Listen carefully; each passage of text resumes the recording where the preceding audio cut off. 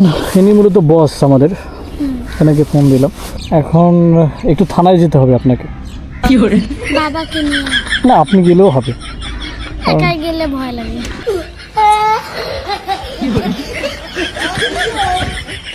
থানা ভয় লাগে মানে প্রবলেম নাই, আমি তো আছি।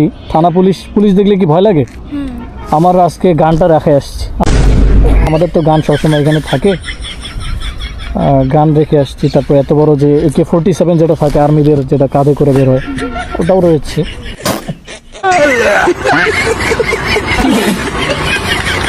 আমরা সাধারণত ক্যারি করে থাকি। হ্যাঁ, আব্বুকে নিয়ে যাবেন? আপু, আপুকে? আপনার আপু কোন ক্লাসে পড়ে? আমার আপু ইন্টারে। ইন্টার? ইন্টার জানি না আমি। ও আচ্ছা আচ্ছা, বুঝতে পেরেছি।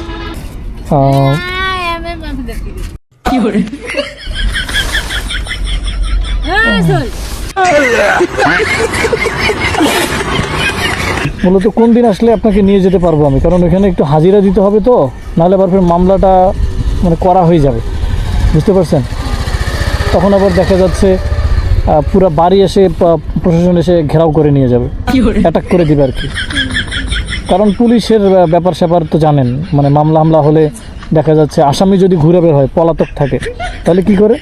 একটা ফোর্স নিয়ে আসে, 2-3 গাড়ি, অনেক পুলিশ, 50-60 জন আসে, চারপাশ থেকে ঘুরাও করে অ্যাটাক করে দেয় নিয়ে যাওয়ার জন্য।